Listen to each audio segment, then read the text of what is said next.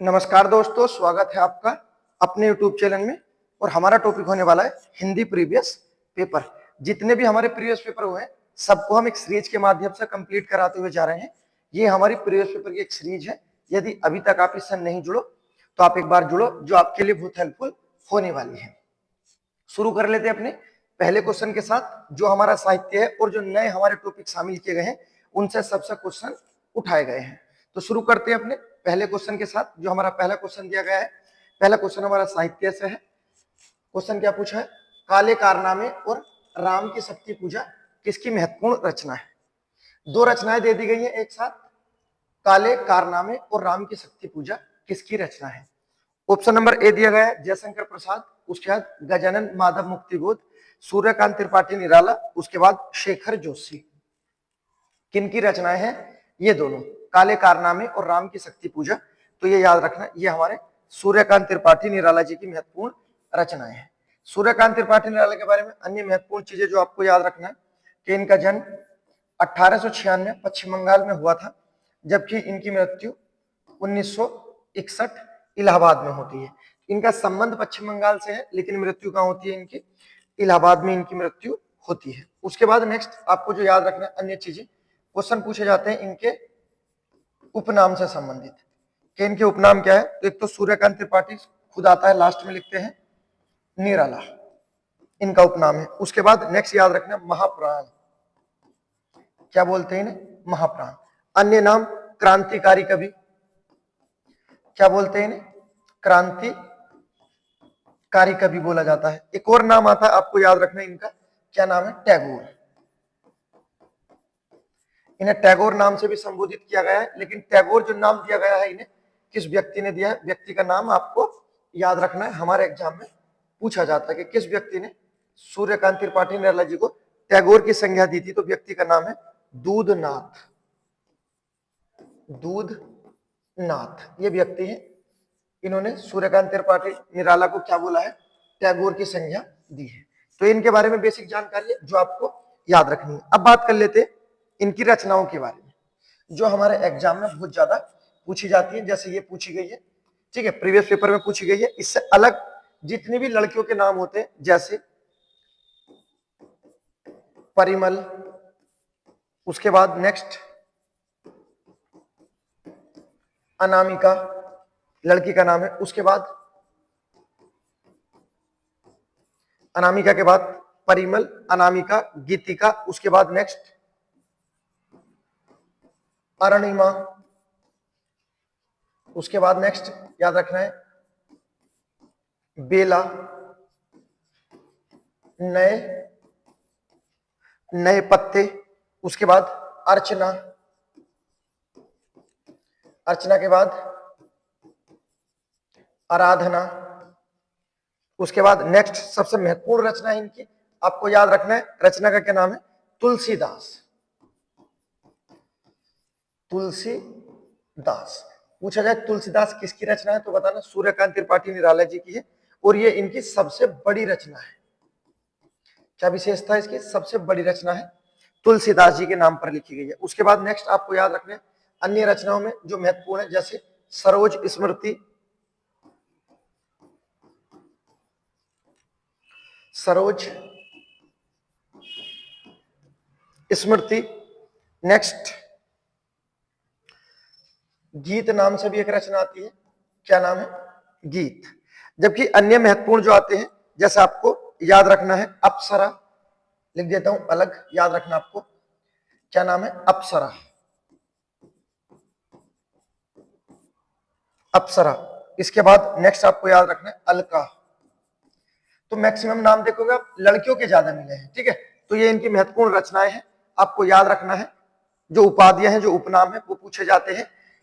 और उसके बाद जो इनकी पत्रिकाएं आती हैं, 2-3 इनकी पत्रिका आती है, पत्रिका भी याद रखना। जैसी आती है एक मतवाला, कौन सी पत्रिका है? मतवाला। और उसके बाद सुधा।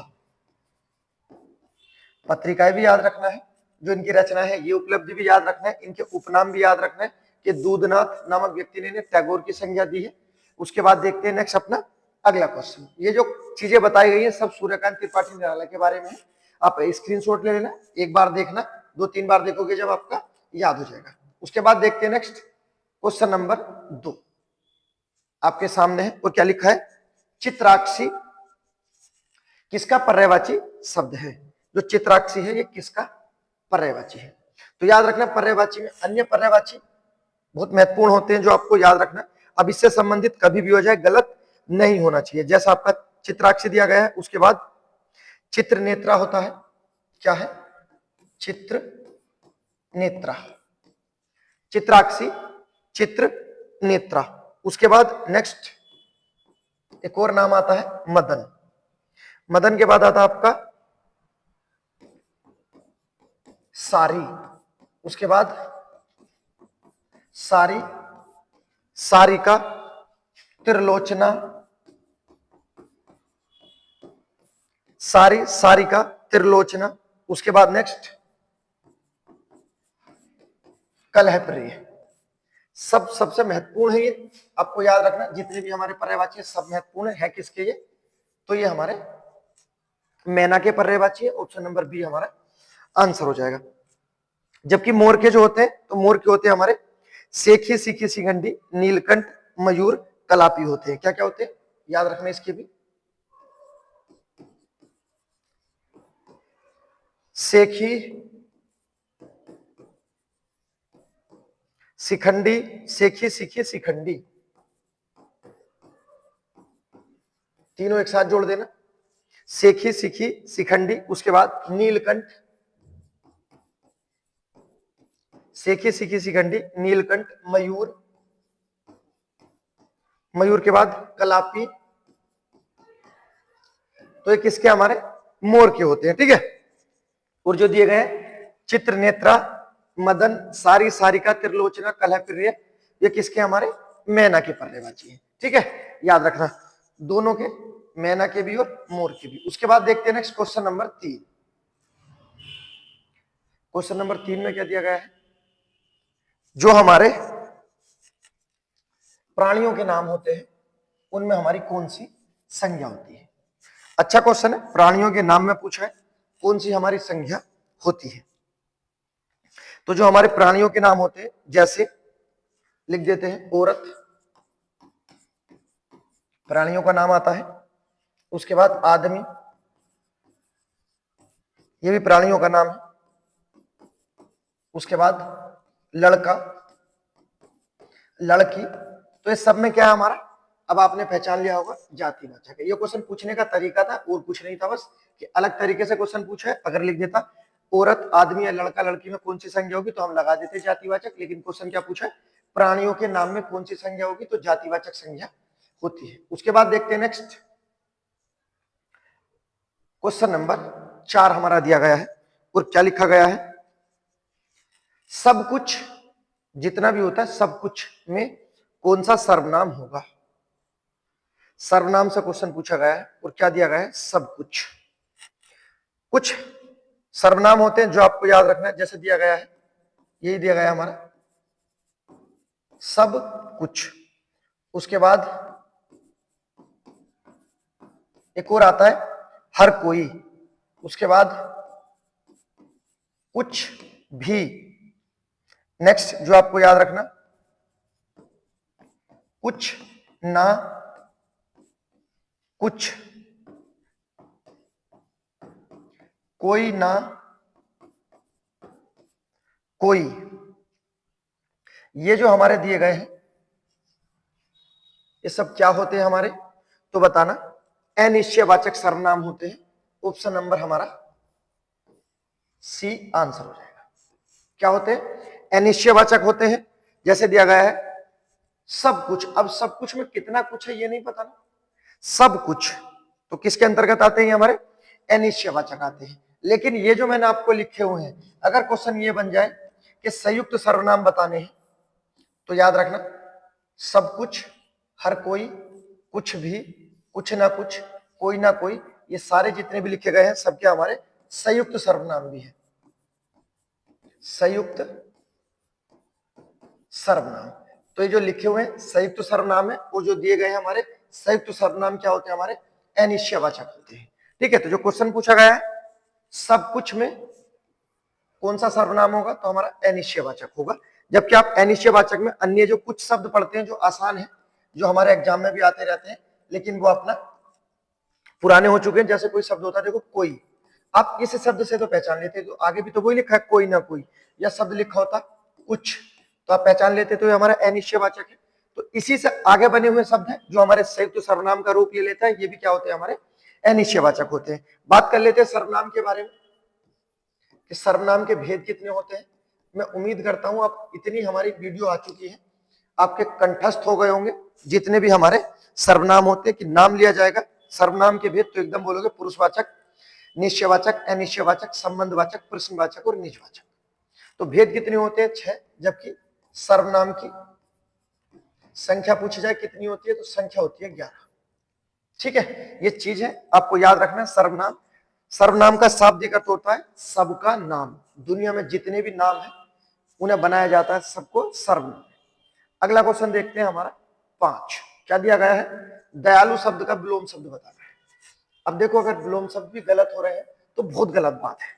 हिंदी डगमगा नहीं रही है, हिंदी अपना मृत अवस्था में है। अगर आप विलोम शब्द, पर्यायवाची शब्द ये गलत कर पाते हो तो बहुत गलत बात है। तो दयालु का क्या होगा? इसमें दे दिया ऑप्शन नंबर बी हो जाएगा हमारा आंसर। क्या दिया गया है? दयालु का, जो आसान होगा उसमें बिल्कुल भी टाइम नहीं लेंगे, क्या होगा? दयालु का निर्दयी। उसके बाद क्वेश्चन दिया गया हमारा स्त्रीलिंग क्वेश्चन पूछा गया, और लिंग से बेसिकली क्वेश्चन पूछा गया है, लिंग के बारे में है, आपको याद रखना है। लिंग, लिंग की पहचान किससे होती है? तो याद रखना, लिंग की पहचान होती है हमारी संज्ञा शब्द से। किससे होती है? संज्ञा शब्द से लिंग की पहचान होती है। उसके बाद हिंदी में कितने प्रकार के होते हैं? तो 2 होते हैं, स्त्रीलिंग और पुल्लिंग। उसके बाद संस्कृत में कितने होते हैं?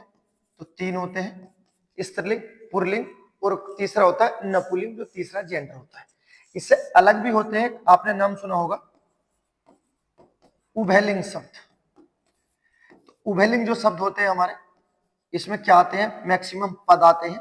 जो हमारे पद होते हैं वो उभयलिंग होते हैं। उभयलिंग वो होते हैं जो दोनों लिंगों में, अर्थात स्त्रीलिंग और पुल्लिंग दोनों में समान हो, उसे क्या कहते हैं? उभयलिंग कहते हैं। जैसे एक शब्द लिख देते हैं सचिव। अब सचिव से नहीं पता चलेगा, या अगला शब्द लिख देते हैं प्रधानमंत्री। ठीक है, तो इनसे पता नहीं चलता कि ये हमारे स्त्रीलिंग है या पुल्लिंग है, तो इन्हें क्या माना गया है? उभयलिंग माना गया है। क्वेश्चन देख लेते हैं जो पूछा, स्त्रीलिंग बताना। पहला क्या दिया गया? बुढ़ापा, ये तो पुल्लिंग होगा। हिमालय भी पुल्लिंग है। बनावट, और उसके बाद क्या है? लड़कपन। तो बनावट हो जाएगा हमारा स्त्रीलिंग, सही है। बाकी बुढ़ापा, हिमालय और लड़कपन क्या है हमारा? ये हमारे स्त्रीलिंग बताना है, तो बनावट स्त्रीलिंग है, जबकि बुढ़ापा, हिमालय और लड़कपन क्या है? पुल्लिंग हो जाएंगे। क्वेश्चन देखते हैं, क्वेश्चन नंबर 7। क्या पूछा है इसमें? आसान क्वेश्चन है। इसमें कवि का पूछा है, स्त्रीलिंग बताना है। कवि का स्त्रीलिंग क्या होगा? कवि का स्त्रीलिंग बताना है आपको। एक और मैं दे देता हूं आपको, गुरु का स्त्रीलिंग आपको कमेंट बॉक्स में बताना है कि गुरु का स्त्रीलिंग क्या होता है, होता भी है या नहीं होता। एक ये है, एक और मैं लिख देता हूं, आपने पढ़ा होगा। एक आपको ऋषि का बताना है, गुरु का और ऋषि का कमेंट बॉक्स में बताना है, आप चेक करना। ठीक है, अगर डायरेक्ट पता आप कमेंट कर सकते हो कमेंट बॉक्स में। उसके बाद देखते हैं नेक्स्ट क्या दिया गया है। कवि का स्त्रीलिंग क्या होगा? तो कवि का स्त्रीलिंग होगा कवित्री। शुद्ध वर्तनी के आधार पर भी पूछ लिया गया है। अगला देखते हैं नेक्स्ट, कवित्री होता है क्वेश्चन नंबर 8। और कहां से पूछा गया है? क्वेश्चन नंबर 8 हमारा मुहावरा दिया गया है। क्या पूछा है? मुंह से दूध टपकना, मुहावरे का क्या अर्थ होगा? मुहावरा अरबी भाषा का शब्द है। कौन सी भाषा का शब्द है सर? अरबी भाषा का है। होता क्या है ये? तो मुहावरा हमारा एक वाक्य का छोटा सा एक अंश होता है। ठीक है, तो वाक्य का अंश होता है, ना कि पूर्ण वाक्य होता है। पूर्ण वाक्य तो हमारी लोकोक्ति होती है। ठीक है, देखते हैं। मुंह से दूध टपकना, पहला क्या दिया है? लालची होना, क्या ये सही है? उसके बाद मधुर वचन बोलना, क्या ये सही है? नासमझ होना, क्या ये सही है? चेहरे से भोलापन झलकना। आप बताओ कौन सा हमारा आंसर होगा। बस इतनी उम्मीद करता हूं कि आप मुहावरे, पर्यायवाची, तत्सम, तद्भव ये गलत ना करें। जो हमारी समझने वाली चीजें वहां से गलती हो तो मानते भी हैं, ये तो रटने वाले पोर्शन है, आपको याद रखना है। मुंह से दूध टपकना, जो छोटा बच्चा होता उसका मुंह से दूध टपकता है तो वो नासमझ ही तो होता है, वो ही है ये नासमझ। आपने पता नहीं कुछ और भी सोचा होगा। ठीक है, ऊपर वाला ही जाने। अगला क्वेश्चन देखते हैं। क्वेश्चन नंबर 9 क्या दिया गया है? कन्नड़ किस परिवार की भाषा है? परिवार से पूछा गया है कि कन्नड़ हमारे किस परिवार की भाषा दी गई है। कन्नड़ के बारे में दिया गया है। द्रविड़ दिया है, भारोपीय दिया है, चीनी तिब्बत भी दिया है और इसमें से कोई नहीं। तो ये हमारी कन्नड़ किस परिवार की भाषा है? तो याद रखना, एक हमारी होती है कन्नड़, कन्नड़ से अलग होती है हमारी एक तमिल। कन्नड़, तमिल, उसके बाद तमिल के बाद तेलुगु और उसके बाद मलयालम। तो कन्नड़, तमिल, तेलुगु, मलयालम ये जो हमारे किस परिवार की है? तो ये हमारे द्रविड़ परिवार की है। और बात कर लेते हैं द्रविड़ परिवार का कितना हिस्सा होता है पूरे भारत का। तो ये जो हमारी चारों होती है 25% का हिस्सा घेर लेती है। जबकि भारोपीय परिवार हमारा सबसे बड़ा परिवार है, कितने परसेंटेज में आता है? तो ये हमारा 73% में आता है। जबकि द्रविड़ परिवार कितना है? तो ये हमारा 25%। चीनी तिब्बत हमारा जो आता है 0.7% में आता है। ठीक है, तो जो क्वेश्चन पूछा था कन्नड़ परिवार की भाषा, तो याद रखना कन्नड़ किस परिवार की है? तो द्रविड़ परिवार की है। द्रविड़ परिवार की चार होती है, कन्नड़, तमिल, तेलुगु और मलयालम। भारोपीय परिवार में क्या क्या आते हैं? तो याद रखना भारोपीय परिवार में आप खाली भारत मत समझना, इसका मतलब है भारत प्लस यूरोप। भारोपीय परिवार में भारत और यूरोप की भाषाएं आती है। सर भारत और यूरोप की कौन सी? जैसे भारत में बोली जाती है हिंदी, तो ये भारोपीय परिवार की है। जबकि यूरोप में बोली जाती है रूसी, तो ये भी हमारे भारोपीय परिवार में आ गई। उसके बाद हमारे यहाँ भारत में आती है गुजराती, तो ये हो गई। ठीक, उसके बाद नेक्स्ट आपको याद रखना अंग्रेजी यूरोप की है, तो ये हमारे भारोपीय परिवार की होगी। तो भारोपीय परिवार में भारत और यूरोप दोनों को शामिल किया जाता है। ठीक है, जैसे रूसी हो गई, अंग्रेजी हो गई। उसके बाद नेक्स्ट जर्मन पूछ ली जाए, जर्मन किस परिवार की है? तो ये भी इसी परिवार में आती है। बाकी अपनी तो आती है, जैसे उर्दू हमारी, मराठी, गुजराती सब किसमें है? भारोपीय परिवार में। ठीक है, उम्मीद करता हूं समझ में आया होगा। चीनी तिब्बत भी याद रखना, भारोपीय भी याद रखना। जो चौथा बचा हुआ परिवार है उसे कहते हैं पौष्टिक परिवार, जो हमारे पूर्वी भारत का हिस्सा घेरता है। उसके बाद देखते हैं क्वेश्चन नंबर 10। 10 में क्या दिया गया है? आपके सामने है, बस विलोम शब्द है, गलत मत कर लेना। क्या पूछा है? हर्ष का सही विलोम बताना है। हर्ष का सही विलोम क्या होगा? खेद, वेदना, दुख या विषाद? बताओ क्या होगा हर्ष का? दुख लगाना चाहते हो? दुख नहीं होगा, दुख तो सुख का होगा। क्या हो जाएगा? ऑप्शन नंबर डी हो जाएगा हमारा विषाद। हो सकता है आपने रायता फैला दिया हो और सी लगा दिया हो। ठीक है, आंसर क्या है? डी हो जाएगा। नेक्स्ट एक और क्वेश्चन दिया गया है और क्या पूछा इसमें? सीता राम की परिणीता है, इसमें शुद्ध क्या है? इसमें पूछा है तो दिया गया है परिणीता। कौन सा हमारा चार ऑप्शन में से शुद्ध रूप होगा? परिणीता का शुद्ध रूप क्या है? याद रखना इसमें जो हमारा शुद्ध रूप हो जाएगा ऑप्शन नंबर डी हमारा एग्जैक्ट सही वर्तनी के साथ आंसर हो जाएगा। उसके बाद देखते हैं क्वेश्चन नंबर 12 और इसमें क्या दिया गया है? शब्द युग्म से क्वेश्चन है। आपको बताना है प्रसाद और प्रासाद का सही अर्थ क्या होगा, ये आपको बताना है। कौन सा रूप हमारा सही होगा? फल कृपा, उसके बाद कृपा, पूजा की सामग्री, कृपा या महल, उसके बाद महल या महानता। कौन सा शब्द होगा हमारा? प्रसाद। ठीक है, जब मंदिर में जाते हैं कहते हैं ना लो भगवान का प्रसाद लो, तो भगवान का प्रसाद क्या है, वो हमारी कृपा ही तो होती है, तो कृपा हो जाएगी। बचा क्या है, प्रसाद, राज प्रसाद, अर्थात राजा का जो स्थान होता है क्या होता है, महल। ठीक है, ऑप्शन नंबर सी हमारा आंसर हो जाएगा। क्वेश्चन नंबर देखते हैं 13, क्या पूछा है इसमें। क्वेश्चन जो दिया गया हमारा, ये हमारा सरल संयुक्त और मिश्र वाक्य से क्वेश्चन पूछा गया है, अर्थात रचना के आधार पर वाक्य भेद से क्वेश्चन पूछा गया है। रचना के आधार पर वाक्य भेद कितने होते हैं, तो रचना के आधार पर वाक्य भेद हमारे 3 होते हैं। ठीक है, सरल संयुक्त और मिश्र। और क्वेश्चन क्या पूछा है देख लेते हैं। सरस्वती की कृपा उस पर होती है, कोमा लग गया, सरस्वती की कृपा उस पर होती है जो संलग्न रहकर विद्या अध्ययन करता है। इसमें हमारा सरल है, संयुक्त है, मिश्र है, या कौन सा हमारा आंसर होने वाला है।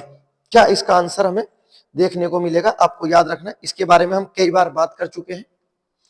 ठीक है, परिभाषा भी कई बार बात कर चुके हैं। हमेशा के लिए याद रखना, जो हमारे सरल वाक्य होते हैं ये तो इसमें होना ही नहीं है, क्योंकि सरल वाक्य में क्या होता है, जो हमारी क्रिया होती है, क्रिया सिर्फ एक होती है, जबकि कर्ता अनेक हो सकते हैं।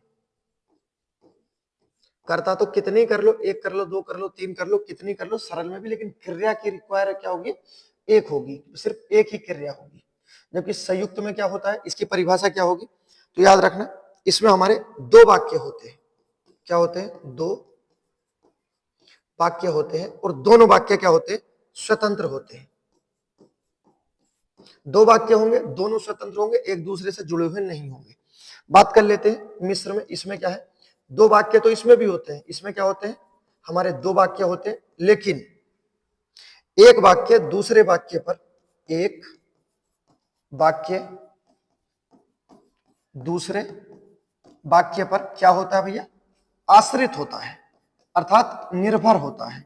जब तक एक क्रिया होगी दूसरी उससे जुड़ी रहेगी। जैसे क्वेश्चन देखो, दोबारा पढ़ो। सरस्वती की कृपा उस पर होती है जो संलग्न रहकर विद्या अध्ययन करता है। जो लगातार अच्छे से विद्या अध्ययन करता है उस पर सरस्वती की कृपा होती है, अर्थात जो नहीं करता उस पर नहीं होती। तो ये तो एक वाक्य दूसरे पर निर्भर है, एक वाक्य दूसरे पर निर्भर है। उम्मीद करता हूँ समझ में आया होगा। और जब एक वाक्य दूसरे पर निर्भर होता है तो उसमें क्या होता है, हमारा मिश्र वाक्य होता है। सही है, जबकि 2 स्वतंत्र वाक्य होते तो हमारा संयुक्त हो जाता। सही है, कुछ पहचान भी होते हैं, जैसा आप इस कोमे से भी पहचान सकते हो। कोमा हमारा कहाँ लगता है, तो बताना, मिश्र वाक्य में लगता है, लेकिन मेरे भाई ये 100% नहीं होता है। संयुक्त वाक्य में कुछ कीवर्ड होते हैं जो हमारे जोड़ने के काम आते हैं। जैसे एक शब्द आता है और, ठीक है, सोहन दिल्ली गया और मोहन मुंबई गया। 2 वाक्य है, दोनों स्वतंत्र है और से जुड़े हुए हैं। ठीक है, तो हमारा संयुक्त वाक्य हो जाएगा। उसके बाद आता है तथा, उसके बाद इसलिए, अन्य शब्द में क्या आता है, लेकिन। ये ऐसे शब्द हिंदी को मजबूत बनाने के लिए आपके कंठस्थ होने जरूरी है। जैसे एवं, या, अथवा, कितने शब्द हैं जो बिल्कुल आप बोलते चले जाओ। जैसे अतः, किंतु, उसके बाद परंतु, ये शब्द आते हैं। शब्द हमें कहीं मिल जाए हमारा संयुक्त वाक्य हो जाएगा। मिश्र में क्या होते हैं आपको याद रखना, इसमें कम होते हैं। इसमें होता है, एक तो आता है की, दूसरा होता है वह, की वह उसे, उसके बाद आता है एक आता है तो, की वह उसे, उसके बाद आता तो के बाद आएगा तो से मिलता जुलता तक, ये एक साथ जोड़ देना, की वह उसे तोड़ तक। उसके बाद एक और आता है जैसे क्योंकि। और इससे अलग जो आपको अब याद रखने हैं, जितने भी हमारे जय वाले शब्द होते हैं, जैसे जब, तब, एक साथ, जितना, उतना। अगर ये शब्द मिल जाए, जब, तब, जितना, उतना, ज्यों त्यों, जैसा वैसा, तो ये सब क्या होते हैं, हमारे मिश्र में होते हैं। तो सरल, संयुक्त और मिश्र की परिभाषा आपकी समझ में आई होगी। भविष्य में यहां से क्वेश्चन आ जाए, गलत नहीं करना है। मिलते हैं अगले क्वेश्चन में, क्वेश्चन नंबर 14। इसमें क्या हो जाएगा, हमारा मिश्र वाक्य आंसर होगा। क्वेश्चन नंबर दिया गया है 14। बहुत अच्छा क्वेश्चन है, बहुत ही अच्छा क्वेश्चन है। क्या दिया गया है, राजा शब्द का विशेषण बताना है। वैसे तो मैं हमेशा आपको जो लास्ट वाला क्वेश्चन होता है वो आपके लिए रखता हूं, लेकिन ये क्वेश्चन मैंने आपके लिए रखा है कि आपको बताना है राजा शब्द का क्या विशेषण होगा। ये आपके लिए है कि देखते हैं आपके विशेषण किस तरह से आपके चल रहे हैं या कहीं ऐसा तो नहीं कि चलते हुए गुजर गए हैं। ठीक है, तो ये आपका गिव अवे 20 का आंसर मैं स्वयं बता दूंगा, जबकि 20 का आंसर आपके लिए होता था, मैं बता दूंगा। अगला क्वेश्चन देखते हैं जो हमारा दिया गया है। क्वेश्चन क्या है, देखो अच्छे से पढ़ना बिल्कुल। किस क्रमांक में विराम चिन्ह का सही प्रयोग किया गया है।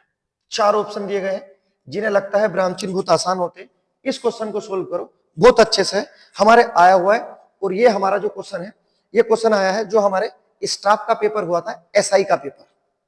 एक पेपर हुआ था कुछ समय पहले, भी एसआई का पेपर था। ठीक है, मैं बता दूं उसमें हमारे 7 क्वेश्चन विराम चिन्हों से थे। आप उम्मीद नहीं करोगे, एक ही पेपर में 7 क्वेश्चन एक ही टॉपिक से विराम चिन्ह से थे, और उसमें से एक ये क्वेश्चन था कि किस क्रम में विराम चिन्ह का सही प्रयोग हुआ है। आपके सामने है। विराम चिन्हों से सदैव हमारे एग्जाम में क्वेश्चन बनते रहे, वो अलग बात है कि हम इन्हें कंप्लीट नहीं करते। आप बताओ कौन सा हमारा शुद्ध रूप होगा। जबकि मैं कुछ चीजें बता देता हूं, जैसे विराम चिन्ह का शाब्दिक अर्थ होता है ठहराव। ठहराव, ठीक है, बोलते समय जो क्षण भर का ठहराव होता है वही हमारा क्या होता है, विराम चिन्ह होता है। विराम चिन्हों की संख्या पूछी जाए कितनी होती है, तो बताना सर विराम चिन्हों की संख्या होती है 20। ये 20 जो संख्या निर्धारित की है किस व्यक्ति ने की है, तो एक बड़े व्यक्ति थे, बहुत प्रसिद्ध नाम है कामताजी प्रसाद। कामताजी प्रसाद ने विराम चिन्हों की संख्या कितनी बताई है, 20 बताई है। उससे अलग जो आपको याद रखना है, एक हमारा विराम चिन्ह होता है जिसे हम बोलते हैं योजक चिन्ह। योजक चिन्ह जो हमारा इस तरह से होता है, जबकि निर्देशक हमारा इससे बड़ा होता है। तो निर्देशक बड़ा होता है, योजक छोटा होता है, ये चीज आपको याद रखना है। जो हमारा योजक चिन्ह होता है, इसका प्रयोग हम अपना संस्कृत भाषा में नहीं करते हैं। एक तो ये याद रखना है, स्टार लगा। उसके बाद अगला पॉइंट जो आपको याद रखना है, एक होता है हमारा पूर्ण विराम। क्या होता है, पूर्ण विराम चिन्ह जो हम लगा देते हैं इस तरह से। तो योजक चिन्ह का प्रयोग हम संस्कृत में नहीं करते, जबकि पूर्ण विराम का हम प्रयोग अंग्रेजी भाषा में नहीं करते। ठीक है, दोनों पॉइंट को आपको याद कर लेना है, सही है। अब देखते हैं, आपने पढ़ लिया होगा कौन सा हमारा आंसर सही होने वाला है। तो आप बताओ कौन सा हमारा आंसर सही हो जाएगा। मैं देख लेता हूं जो दिया गया है, सब में एक जैसा ही लिखा है, बस विराम चिन्हों का उल्टा सीधा किया गया है। पहले लिखा महोदय, क्या लगा दिया आपका, कोमा लगा दिया, सही है। मैं आपसे कुछ कहना चाहता हूं, उसके बाद महोदय विस्मयादि चिन्ह लगा दिया। मैं आपसे कुछ कहना चाहता हूं, लास्ट में भी चिन्ह लगे हुए, देखो चिन्ह जो लगे हुए शुरू में और लास्ट में दोनों जगह लगे हुए हैं। सही से पढ़ना, आप अगर द्वारा आपको एक एक लग रहे हो ना कि ये एक है, तो ये एक नहीं है लाला, अलग अलग है सब। ठीक है, देखो लास्ट में और शुरू में सब में अलग अलग है। कभी सोच रहे कि यार ये तो एक सा ही लिख दिया, एक सा नहीं है। अब बताओ, अगर आपको लग रहा है तो अब आप बता सकते हो देखकर कौन सा है जो हमारा बिल्कुल सटीक विराम चिन्ह का प्रयोग किया गया है। बताइए कौन सा होगा। तो इसका आंसर हो जाएगा हमारा ऑप्शन नंबर बी जो दिया गया है, महोदय। वो लगाया महोदय जी, महोदय मैं आपसे कुछ कहना चाहता हूं। यही इसका सही बिल्कुल विराम चिन्हों का प्रयोग किया गया है, अन्य सब में क्या है, गलत किया गया है। ऑप्शन नंबर बी हमारा आंसर है। आप देख सकते हो हमारे जो स्टाफ वाला एसआई का पेपर हुआ था, जो प्रमोशन के लिए हुआ था, उसमें क्वेश्चन पूछा गया था। ठीक है, हमने वहीं से उठा लिया, 7 क्वेश्चन पूछे गए थे। ऐसा कोई पेपर नहीं होता जो ना कराया जाए या ना किया गया हो। सदैव, सदा धन एव। ऑप्शन नंबर सी, संधि हो जाएगी वृद्धि संधि। ठीक है, ऑप्शन नंबर सी हमारा आंसर हो जाएगा सदैव। उसके बाद देखते हैं नेक्स्ट।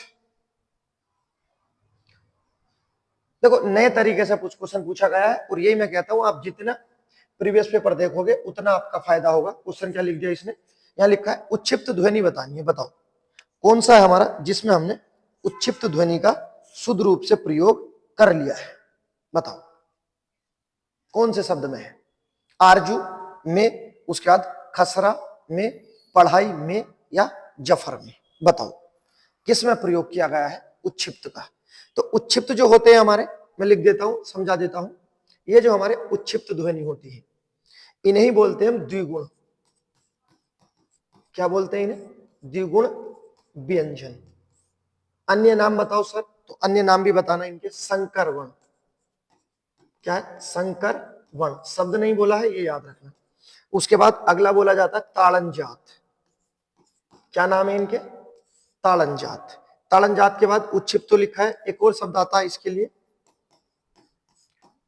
अतिरिक्त व्यंजन। ठीक है, तो ये इनके नाम है, संकर, वर्ण, ताड़न जात, व्यंजन, ये भी याद रखना, व्यंजन जुड़ा हुआ था। अब बताओ होते कितने हैं? तो बताना सर ये हमारे दो होते हैं। कौन कौन से? डे और ड, ये दोनों होते हैं। सही है, इसमें हमारे दो गुण होते हैं। दो गुण कौन से हैं? सर ये जो लिखा हुआ है और ये जो लिखा हुआ है।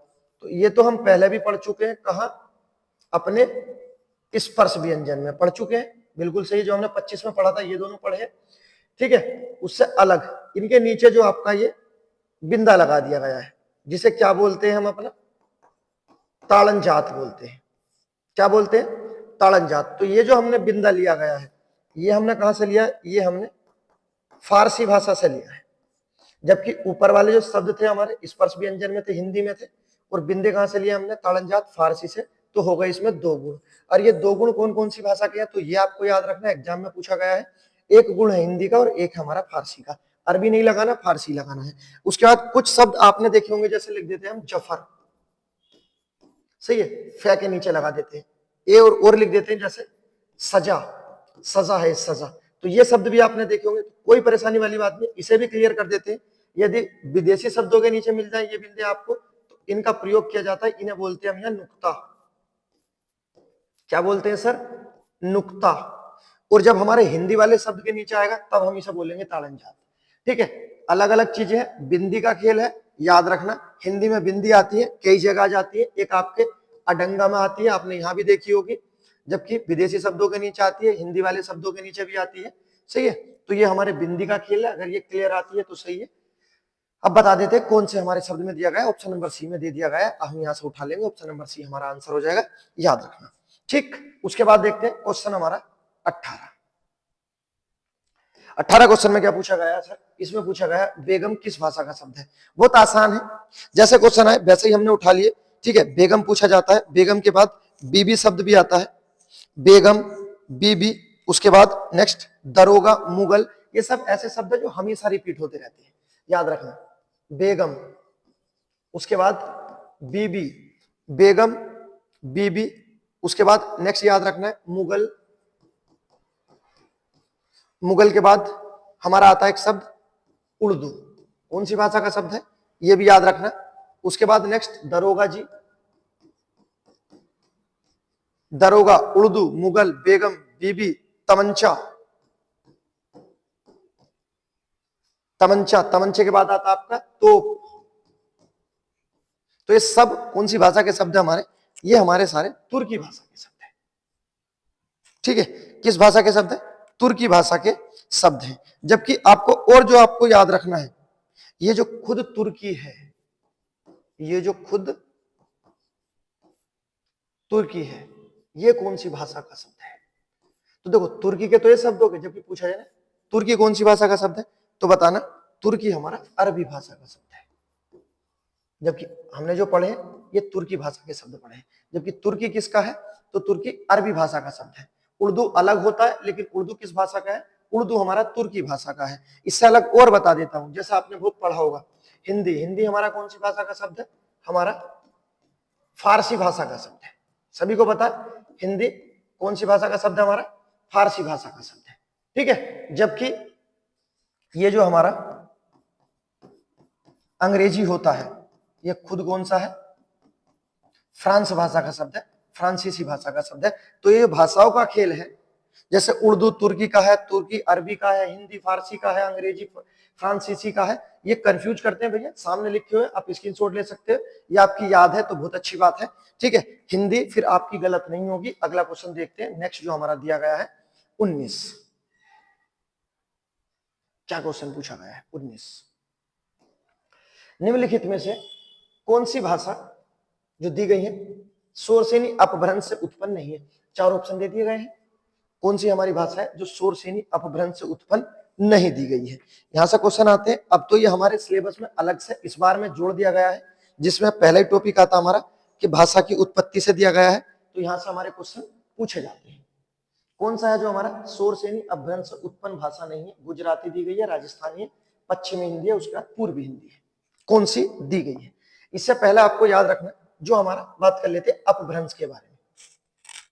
अपभ्रंश का कार्यकाल पूछा जाए तो बताना हमारे यहाँ अपभ्रंश का कार्यकाल 500 ईस्वी से 1000 ईस्वी तक माना जाता है। सर कितना? 500 से 1000। उसके बाद नेक्स्ट याद रखना कि जो हमारा हिंदी भाषा है, जो हमारी हिंदी भाषा है, तो हिंदी भाषा का जो उद्भव है किससे हुआ है? तो बताना अपभ्रंश से हुआ है। जितनी भी हमारी आधुनिक भाषाएं हैं उनका सबका विकास किससे हुआ है? अपभ्रंश से ही हुआ है। अपभ्रंश का शाब्दिक अर्थ पूछा जाता है तो बताना अपभ्रंश का शाब्दिक अर्थ होता है टूटा हुआ या खंडित। उसके बाद अपभ्रंश की परिभाषा देने वाले व्यक्ति आते हैं। अपभ्रंश की परिभाषा किस व्यक्ति द्वारा सिद्ध की गई थी? तो व्यक्ति का नाम है आचार्य बिहारी। आचार्य बिहारी ने अपभ्रंश की परिभाषा दी थी, आपको याद रखना है। उसके बाद नेक्स्ट क्वेश्चन पूछा जाता है, बहुत महत्वपूर्ण है, आपको याद रखना है कि अपभ्रंश में स्वर कितने होते हैं? तो बताना अपभ्रंश में हमारे 8 स्वर होते हैं। बहुत महत्वपूर्ण है, आपको 8 के 8 याद रखनी है। कौन से होते हैं? देखो, ए आ जाएगा, आ जाएगा, छोटी ई, बड़ी ई। उसके बाद नेक्स्ट याद रखना है छोटा ऊ और बड़ा ऊ। ये हो गए। इससे अलग देखो क्या आएगा, एक ए आएगा और एक ओ आएगा। तो शामिल क्या नहीं किए गए हैं सर? तो बताना एक तो आपका अ और एक आपका और। इन दोनों को अपभ्रंश के स्वरों में शामिल नहीं किया जाता। तो अपभ्रंश में कितने स्वर होते हैं? बताना सर 8 होते हैं। 8 आपके सामने है, क्वेश्चन हमारे एग्जाम में पूछा गया, भविष्य में आएगा, आप उसे सही कर देना। उसके बाद पूछा जाए अपभ्रंश के प्रकार बताओ। अपभ्रंश के प्रकार कितने होते हैं? तो प्रकार होते हैं 6। उसी एक प्रकार में से क्वेश्चन पूछा गया है, सोरसेनी अपभ्रंश से उत्पन्न कौन सी हमारी भाषा नहीं है? तो याद रखना कौन सी भाषा जो सोरसेनी अपभ्रंश से उत्पन्न नहीं है? तो सोरसेनी अपभ्रंश में आती है ट्रिक है, याद रखना। देखो ये पराग, पैसे पश्चिम हिंदी, रैसे राजस्थानी, जैसे गुजराती, था ए बी सी दोनों आएंगी। कौन सी नहीं आएगी? पूर्वी हिंदी नहीं आएगी। तो फिर सर पूर्वी हिंदी कहाँ आएगी? तो बताना पूर्वी हिंदी आती है हमारी अर्धमागधी अपभ्रंश में। किसमें? अर्धमागधी अपभ्रंश में ये आती है। ठीक, क्वेश्चन देखते हैं नेक्स्ट।